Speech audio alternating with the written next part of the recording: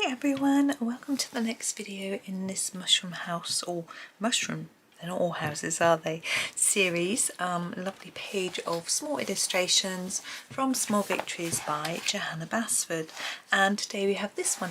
I've actually started recording this video already and my battery went flat on my camera and I hadn't even put pencil to paper, so I decided to sort of abandon that one and come in fresh today once everything was charged up and start again. I thought sort of in putting a little intro and then doing the actual colouring separately would have been a little bit odd, I think. Anyways, we have as I say, we have this house with very tall little sheltering mushroom over it, which is very sweet. And I think I'm going to grab a brown. I can't remember. Oh, I've left my pencil sharpener next door. Oof. Anyway, we'll see how we get on. I can't remember what my plan was yesterday. I had a plan, but I've forgotten it. So we're going to start with this walnut brown and do quite a brown mushroom, I'm thinking, for this one. Oh, I remember what I was going to do yesterday. I was thinking of making these raindrops. Gosh, that was ambitious of me. Maybe that's why I made my battery go flat, because I didn't want to do it. We'll have a go. We'll have a go. So I'm just going to fade the brown towards the top of our mushroom to start with. I'm going to get a darker edge here. And then a little bit darker on the sides. You notice I'm only using the one colour. That's because it'll be easier for the raindrops, I think, if we've only got one colour, but I might change my mind. Right, now to do them, if you think about what a raindrop does, it shows some of the colour through it, but it's slightly muted due to the fact that the water changes the look. So, and we need to make it look like it's standing out as well. So the first thing I'm going to do is put a little bit of brown colour in the bottom and fade it up. It's really small. It's very difficult to do this, but we're going to try. And then I'm going to think about the shape of each raindrop, and that it would be darker here, I think, at the bottom of each one, maybe on the sides of those, like that. Now there will be shadow underneath them as well, so I'm going to draw that in with a darker colour. I say draw that in, it's nothing too difficult. I'm going to try the dark sepia, but I'm not sure it's going to be quite dark enough.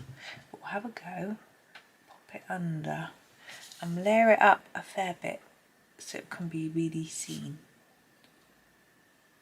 And if it doesn't look dark enough, I might use some black. I'm going to use a tad of black, I think, as long as it's sharp enough. Yeah. I could go and get my sharpener, couldn't I?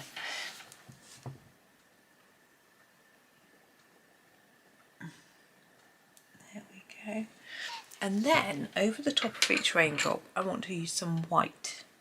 Now you could choose your Polychromos white. I'm actually going to use my prismacolor white like I did the other day, because it's a little bit better for this. And smush it all over. And it will flatten it down and get rid of some of that colour, so it looks more muted, like that. And the one in the middle looks quite flat now, so I'm going to take my black again, put a bit more shadow around it, and then take my walnut. Oops, sorry, the page wants to move, and just put a little bit more colour around the bottom, like that. Then we can get a white pen. Have I got one here? Yep, I've got my Jelly Roll 8. And we want to put a little bit of shine on it so that it looks like it's catching the light. It's not the best, but it's a go. There we go. It's such a small area, and this bit of white is too big. But it's a bit late now to do much about it. I can scratch it off actually. Let's use the walnut brown. Take it off. There we go. Something I noticed Chris Cheng doing when I followed one of her videos, I'm just going to use this dark sepia to do the bit underneath, is that when she puts some white on to make something look shiny, she colours around it in a dark colour, and then that makes that white pop out even more, which is interesting. I can't really do that here because it's so small, but it's something that I might take forward in slightly larger sized pictures. I'm trying to put quite a dark layer just under the edge to be a little bit lighter there. I'm going to actually grab my black because I can't really see that there's something going on here, so let's use the black and just go under the line that Johanna's drawn for us with the black. I think it's still going to be quite hard to see because we're using quite dark colours. A little bit better. And then the stem, I'm thinking maybe we'll keep with this walnut brown a little bit. I quite like it. Oops, there you go. When it looks so faint right at the top here, it's not very neat. I just neaten that a bit.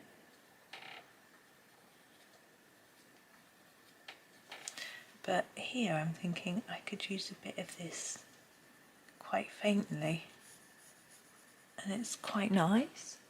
But we do need to put some shadow in, so I'm thinking a little bit each side.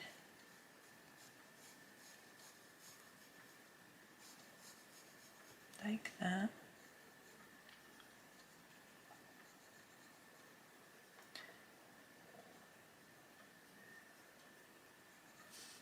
There we go. So we've got our house now. Is it wonky? Because I'm trying to line that up with a line that's on my screen that you can't see. But then this one is wonky. If I line the edge of the page up, this looks wonky. But I'm wondering if that's how it's been drawn. Hang on. Got a straight edge. Yeah, it's a bit wonky. Maybe that's how Johanna wanted it. Okay, it was time to do our house. Now I was a bit rubbish about thinking what colour should we do. Now I'm thinking we've got this sort of grey brown, so I don't want to go too warm. Maybe, or maybe we could do a yellow. Contradicting myself. I know what. Let's do a green gold house. Why not? Green gold. I'm going to do the walls in this colour. I might add, I've got an idea actually for another colour to add in. It's a bit of a different idea, and maybe it'll work and maybe it won't, but we'll give it a go. Something different to try. I think it's nice to try a few different things. You can decide.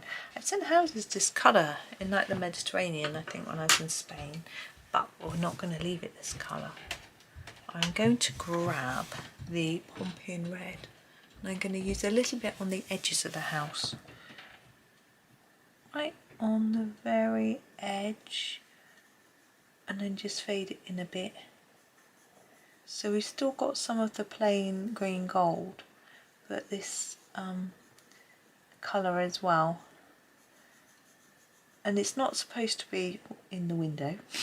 Oops. It's not supposed to be adding shadow or shade or anything. It's supposed to just be an interesting colour. But maybe it's a bit strange, but I think it's a bit more interesting than just a plain colour. And I think what I do is I use this colour here in a really intense layer and for the chimney, so it sort of all works. And here, maybe that would be metal, don't know. Okay, now for our light and windows, we want something that is a little less warm, I think, because using the sort of green gold, we want it to stand out. So we could use an orangey yellow or more of a lemony yellow. I think maybe more of a just a plain yellow. This is a light cadmium yellow, and it's just quite a normal yellow. It's a bit blunt, so my sharpener's next door.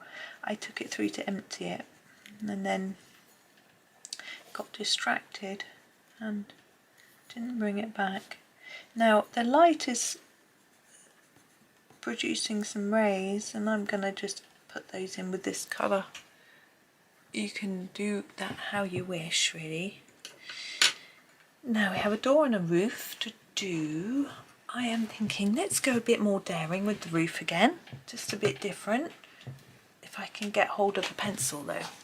This is the burnt carmine, and it's quite a dark one, and I thought it might work for our roof.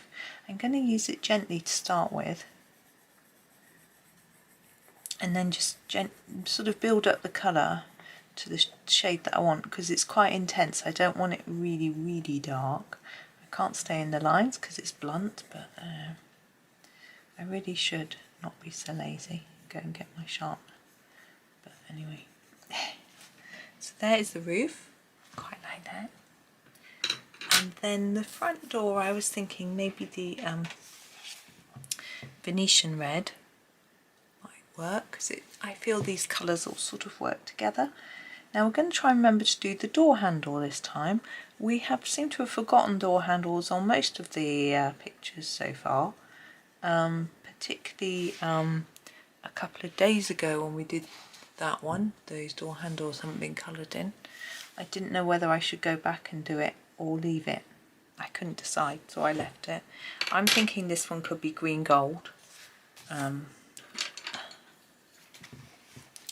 which I know is the colour of the house, but it would match in, wouldn't it? Now a colour green for our grass that matches the sorts of warm colours. I always think the olives do quite well, so I am going to grab the May green, which obviously isn't olive, but it's nice yellowy warm green. There's a lot of movement around outside my door today. Children are supposed to be working, but we'll see what has been happening in a minute when I go and get my sharpener. So there is our basic grass. We've got these tufts, so we're going to do that in a slightly darker colour. My choice is going to be slightly influenced by which is sharp, because it needs to be a sharp one. This chromium green opaque is nice and sharp, but it is the right colour. I think it's probably what I would have chosen anyway, to be fair. So draw in some little tuck if you want to. I'm going to put some front and back. That's noisy. There we go. Now I'm going to put a little dot of white back on this here. There's a small one on there, it's a bit faint. I want it to show up. There we go. I don't really know if they look like water droplets or if they just look like bits of mushroom, but either way I'm quite pleased with how it looks. Maybe it just doesn't quite look as, you know, what I intended. I could do a bit more work on the stem with some grey, but I quite like it. I'm just going to fiddle 1 minute with the walnut brown. Oops, there he is. Oops, sorry. Just this centre bit. I feel that white, it's a bit too big. Maybe I'm just being ultra fussy.